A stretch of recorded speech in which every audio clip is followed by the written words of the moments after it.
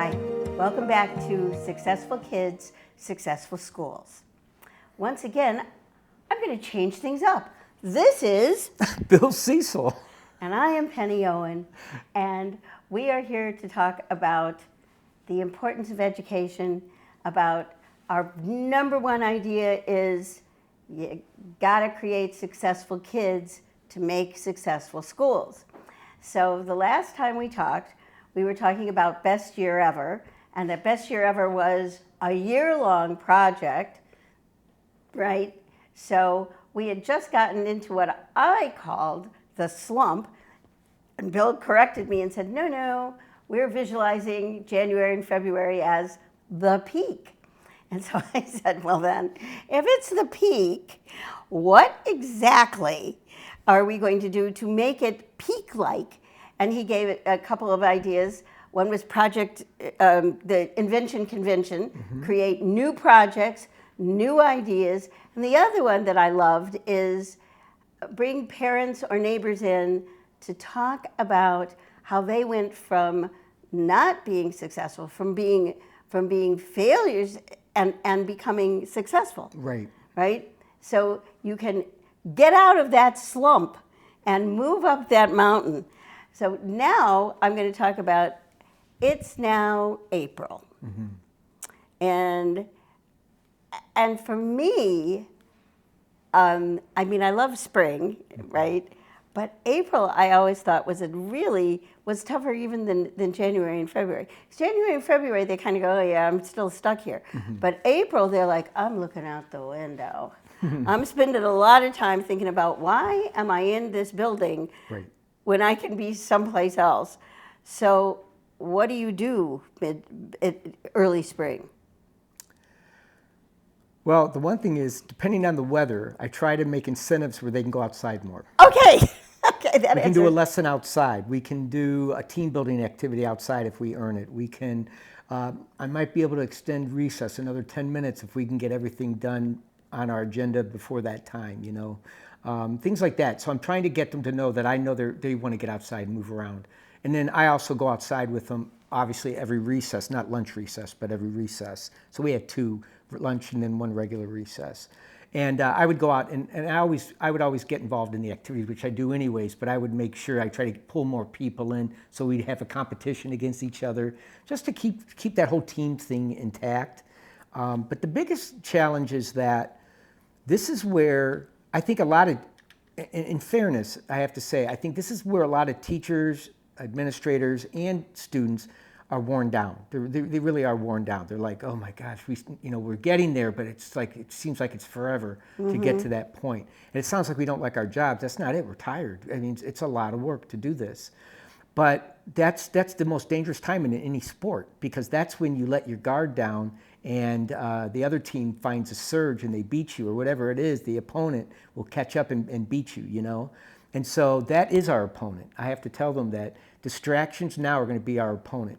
There's going to be distractions in the building, there's going to be distractions on the playground, there's going to be distractions wherever we go. We have to be able to stay focused and fight through those. And so now it's like an Izzo pep talk every day, just reminding them and telling them when they're slipping, because I'm saying, guys, we got to take time out and talk about this right now, because if this continues, we are not getting to our goal, which is now only this far away. I can almost touch it, but we're not there. And if we don't touch it now, we're going to remember that probably for the rest of our lives, because we were so close to reaching our goal. And so we have to really earn this. I can't give this to you. You have to earn it. You have to make it happen. So we're going to make sure then that what we do is we're going to talk about what are some things you are seeing in school that people are off task, that they're not doing what they should be doing. Let's identify those so we don't make the same mistakes. What are things that they're doing? We're not putting them down. We're just saying, I noticed that some kids are running in the hallway, and I noticed some kids are messing around, or this or that. Okay, what can we do about that? We still are a team.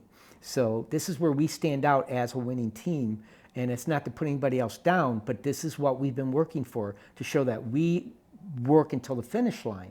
And so we would talk about this regularly, like on daily basis almost. We just touch base before we go outside. What are we going to do to keep looking like a team?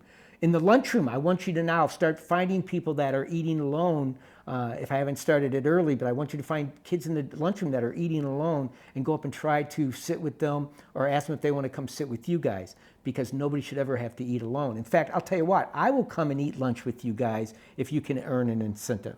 And they're like, you will? I said, yeah, if you can do this, I will come and eat lunch with you guys, and I'll do that every week between now and the end of the year if I have to. But if you want me to be there, I'll be there. If you don't, we won't do the incentive. But they're like, no, that'd be great to have you in there. And then when I was in there, that's when I would see kids sitting by themselves. And I'm like, why is that kid always? I just have to interrupt for two things. But the big one is, I love that your kids, and incentive was, I get to have lunch with my teacher. Yeah.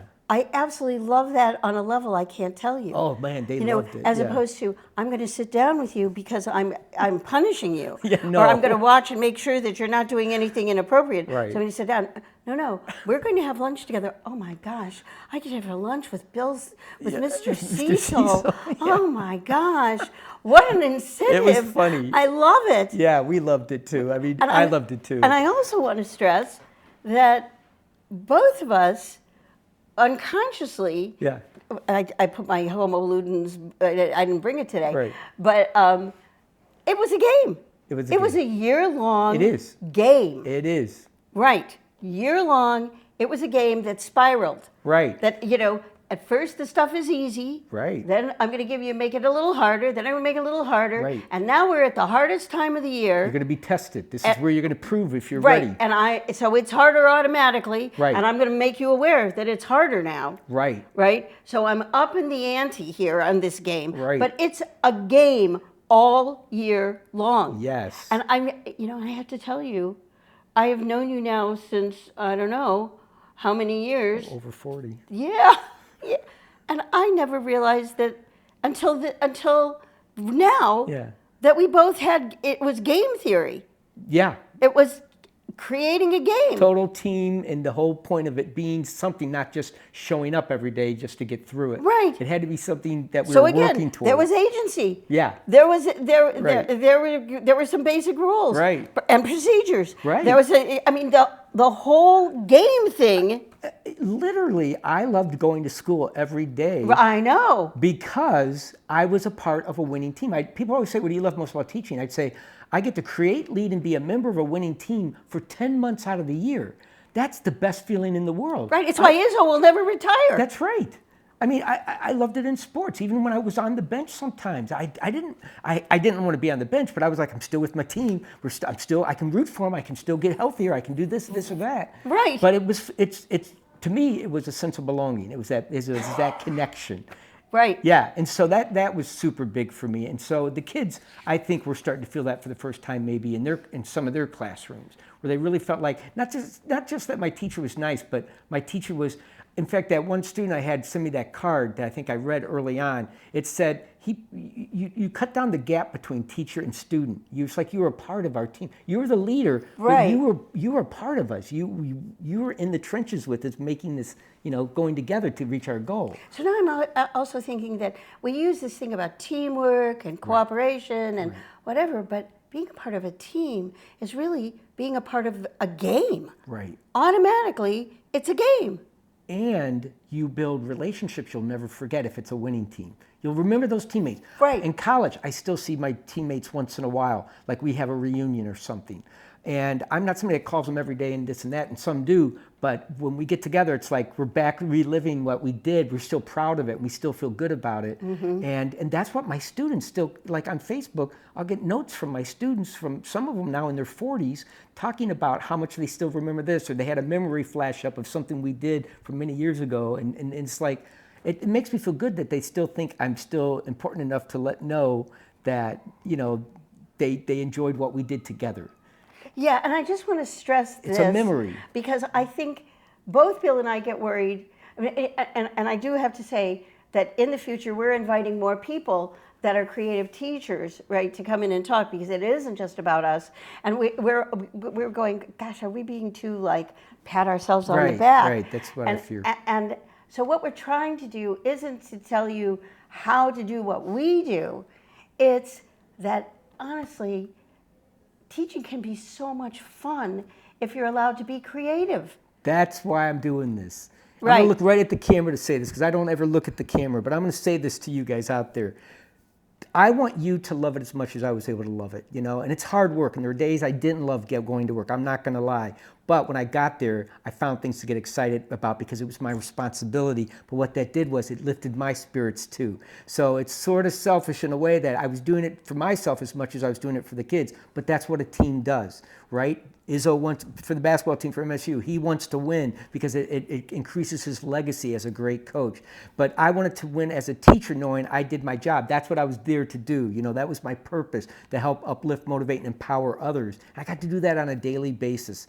So that's why we're talking about this so much. But it's not like our way's the only way, and I want to stress that. Right. These are just ideas, just to get you thinking, to do it your way. Right. So don't try to be Bill Cecil. Don't try to be Penny Owen. Be you, but maybe there's things you can always take and borrow, because that's what we do all the time. Right. I'm always taking things and saying, I'm going to use that. I'm going to adjust it and make it my own. And for me, it's concepts. But, I have to say, was a selfish side of me that said, I want every day of my life to be enjoyable. Right. I really want it to be fun. And I discovered that what was fun for me was teaching if I got to be creative. Absolutely. I don't know if I could have ever loved teaching if they had said to me, and this is what you're doing today. I know. I don't think I would have. And I will say one more thing, is that I try to explain this to young teachers and when I go out and speak to teachers, and that is this. When you retire, you're going to miss it. No matter what you thought of it at the time, you're probably going to miss it unless you really absolutely hated it. Right. But most people are going to miss it. And they're going to, oh yeah, those are some good times. You know what? But the thing is that I get to walk the rest of my life. I can look back and feel good about what I did. Right. That is a great feeling. That is a great feeling. And to know that the people I worked with still appreciate me, that's a great feeling.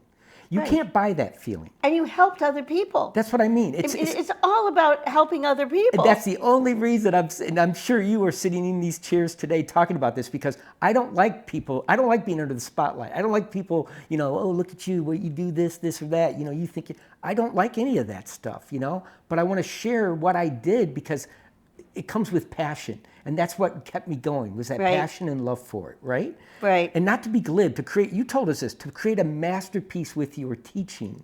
Yeah. And that's what we want you to be able to do. So it's not just for your kids, it's for you too. It's like you can look back and say, look at what I did in my lifetime. I'm so proud of it. I don't have to tell anybody else about it, but I did it. I know inside I fulfilled that purpose. And we're still fulfilling that purpose by doing what we're doing now.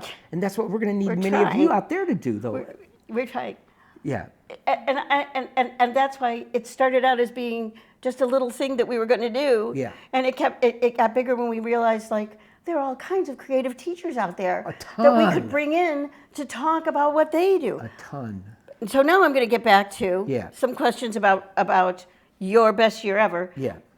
Because I have questions about the April, I want to go outside, and you answered that question a little bit. But you did some other cool projects in the spring, right? We did. But I'm going to touch on one more thing, though, with that, is that I tell them, this is where you're going to see a lot of people making bad choices.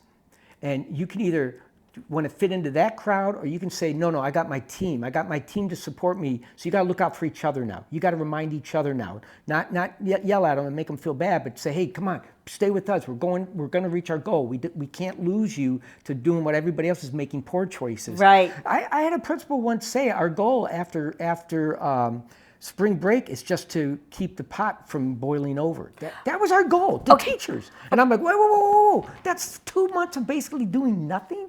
We also had to get them ready for the test in the spring, which was big, so I had to keep them focused. Right. But it was way more than that. It was that I didn't want it to fall apart at the end, and it felt like, that's it? It's like we were this far away from because we failed. Because we just stopped. We were this far to Disneyland, and we turned around and drove home? Right. That makes no sense. We made it the best 3/4 of the year. Right. And so, but that was an important part. So to get that going with them too is that I have all these incentives, and this is what I want to just reach you. I don't do this too often either, but putting the glasses on, Team compliments. So this number, 120, this was not the last year I taught. This was the number that was on the board every year until somebody could beat it. And so that was the last number before my last team beat it. I can't even remember what it was. I think it was 140 something, if I remember. But I didn't do it because I wasn't coming back, and I knew that. But that was 120. And so the year before, it started off at like 37, and over the years, it grew up to 120. Now, what's amazing about that is that tells you that if kids are focused on something, we thought 37 was a big number. By the time I was about to retire, the last year, that was the number they were trying to beat, 120. Hallway compliments, something that small.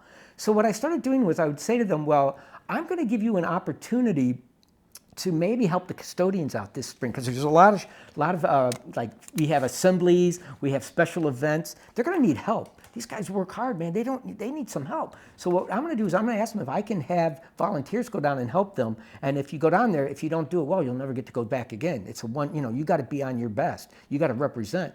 And so they're like, yeah, I'd love to do that. Well, you got to be, first off, you got to do well in here. You got to be on, if your name's on my behavior report for not doing the right things, I'm never going to send you down there, guys. Not a punishment, it's just a reality. I want somebody to go down that's going to show leadership for our team, represent as well. But I want to give all of you a chance, but you've got to earn it. And so we'd go into detail how to do that. And they would set up chairs, break them down and the custodian's like, you just saved me 30 minutes, you saved me an hour, or whatever. So this is 120 good things they did for other people. This was, no, hallway compliments were just just hallway compliments? Just hallway compliments. Oh my gosh, okay. Which they always got a 5 minute, 5 extra minutes of recess if they earned a compliment that they only won per day though. So this number could be. So that was other people complimenting them. In the hallway, adults, teachers, they made 100, and then it went to 147? Well, my last year, something in the 140s. That many people over the year complimented your kids for the way they behaved. Yes, but in fairness, I got to say why they did it probably was because they knew that was something my class always did.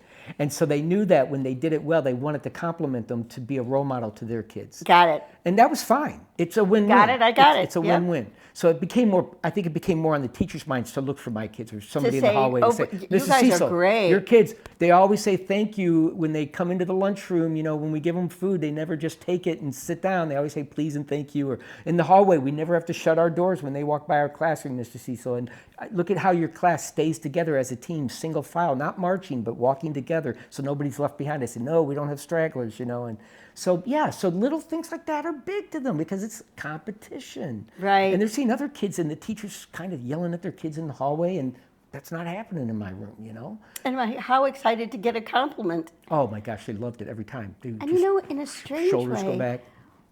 there's so much things about etiquette and being polite that we've lost, that even with the teachers, it engages the teachers in being polite. Absolutely. So it's like an interesting. Right, that's a good point. We didn't do that too often as a group, but the more we did it, the more they started doing it, and it was like it's improving everybody's outlook a little bit. And sense of just being civil to one another in the school. I didn't even think of that. That's cool. Yeah, it was beyond what I was trying to do. It was reaching out and affecting other people in a positive way, hopefully. Yeah.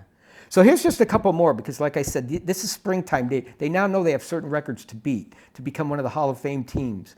Team awards, that means that somebody like a sub, when I was out, or if we were on a bus going somewhere and the bus driver stops before we get off the bus and says, I want to tell you this is one of the best groups I ever had. That's a team award. I'll go, guys, you just earned a team award. And they knew that they could get one if they behaved, so that was their incentive. And so they would go, we got one. I'm like, oh, don't ruin it now. Remember, we're not home yet. They're just telling us, and we got to still go back. And so but they would earn that. And so the record was, like, it started off 18 in 2009, I think, but the year before I retired, it was 26 team awards. Like if a sub said, your team is the best group I've ever, and I told them, you get a good sub report, that's an instant team award. And we had them in the back of the room, so they could see as the year went on, they were lining up across the wall, these little green certificates that I would fill out and make them look official and put them around the room. And so they saw them growing. And so to have 28 of those, they were still working for in the spring to beat it, because we're like, we're only 3 away, team awards. I'm like, I can't tell anybody to give you one. I'll never do that. That's not official. So you have to earn these. I don't tell anybody to give you a team award because you're close. So if you earn it, you earn it. If you don't, at least you know you got pretty far up there. But you won't get your name on that Hall of Fame record. I won't be bragging about this class doing that. So they're like, we're going to get that. Effort stickers, and that just means where they're giving more effort than somebody thought they would give, or that they're saying, Mr. Cecily, this kid gives so much effort, or this so much effort. So that was an individual award. Like they're giving extra effort award. They helped somebody with a problem. They sat with somebody at lunchtime when they were eating alone. That's an extra effort award, that you made the effort to try to bring them into the group, So we had a bunch of days without a check on the board. I put one check on the board as a warning each day. If we got two, then we lost our incentive. But even if I put one check on, it didn't mean anything other than a warning. But they didn't get award. They didn't get to keep their streak going of how many weeks they went in a row without getting a check on the board. Got it. Something that's silly. They'd be like, how many more weeks do we have to go before we beat that other team that was the old record? And I'd say, oh, you're about 5 away. Come on, you could do it. We had a number on the chalkboard, and I'd add it up there. I love how much of a game it was. Yeah, everything was, So anyways, I won't read them all, but they were still really working to get those. And that was very, very important to them. So now I want to go someplace else. Okay. I want to go to, we know it works in elementary school. Yeah. Right? And you talked about that in April, bad behavior starts happening and kids get kind of crazy. Yeah. But honestly, real bad behavior starts when you hit the 6th, 7th, and 8th grades. I would imagine it could give you more intense, more peer pressure. Well, and just, it's cool to be bad, kind of. And certainly now, with all the social media and stuff, it's not cool to be a good kid, kind of, right? So, how does Best Year Ever work in junior high and high school? I mean, can you do it when they change classes? I believe if I was teaching, well, 6th grade, I know how it works, but it's not in the middle school. It's a 5-6 building. So they kind of had the 5th graders and them. In fact, that's why it was funny, because my kids were getting more team awards than the 6th graders in the hallway, like getting more compliments. And I would tell them, you guys are leaders in the building, and don't say that out loud, but you're not even 6th graders, and you guys are getting leadership compliments, But you know what it is? I had 6th grade teachers that were using it, and they said that they saw a big difference, and they did, with their kids versus the other 6th graders. So I think that's still a doable age. I think where it gets really hard is 7, 8 through through high school, because there's a little bit more peer pressure there. Right. And the teacher still has some bond over them in 6th grade, because I know I loved my 6th grade teacher, and I've seen other 6th grade teachers. I thought, oh my gosh, I'd love to be in your classroom, because you just engage with the kids so much. You wouldn't want to let them down, So this is a strange question. Yeah. But I'm asking it anyway, because I can do anything I want here. Yes, you can. Yes, I can. We somehow decided that in junior high, and certainly by high school, we had stopped teaching kids and started to teach subject matter. And I'm asking you if that was a mistake. Huge, and I'll tell you why. You can do both, but you got to start with relationships. That's what this is all about. Right. It's about making connections, about a team. I mean, that's why I keep saying this. It's about making connections so that everybody wants to be a part of this, and that they buy in. Loneliness right now is one of the most highest, at the highest rates right now for middle school and high school kids, they say. And even in college now, kids are lonely, isolated. Wait a minute, the highest that it's ever been? It's ever been since they started keeping stats on that they're saying the numbers are highest since COVID, and they continue to grow. And it's because of their devices. They're now doing this instead of looking around and making these connections. Making friendships. Yeah, but there's also a lot more bullying, which makes this worse on this, because you can do it, it takes guts to do it face to face. You don't have to look somebody in the eye. No, and you just write something nasty about it. Right. You don't have to put right. So, and so, but the point is that suicide rates are higher than they've ever been for the same age bracket. These all connect. And it's because we've stopped looking at them as people that want to be a part of something larger than themselves. That's the number one thing I always told people is why, what changed my life from being a kid that struggled to not. It was because I found the power of team. I got on a team and I realized it's bigger than me, and I can do things I could never do all on my own. But I also had that sense of belonging, connection. And the thing is, you go to a high school and you're alone. You're alone. And hour to hour, you're going switch. Right. The most desperate time of your life, the most you know, insecure in some ways. Your hormones are bouncing all over the place. Right. Your sense of who am I suddenly becomes important. It does. Because you aren't your parents' kid as much anymore. Right. It's like, and they're asking you questions like, "What do you want to be when you grow up?" And you're thinking to yourself, "Heck, what do I want to be now? I don't know who I am." And it's rare that I'll say this, but I will say it because I truly believe it. And that is that our students have become more of a test number now. Oh, good. Than they have been a person. Right. I hate to say that. They're all about quantitative data. I hope I'm wrong on that, but I don't think I am. Because it just seems like these all things are connected. And that it's all about sit down, shut up, get the information, get a good score, so we can get a good score in the state level, and then whatever, the more money comes, and right? And so, but the thing is that there's still people that adults need to feel part of something.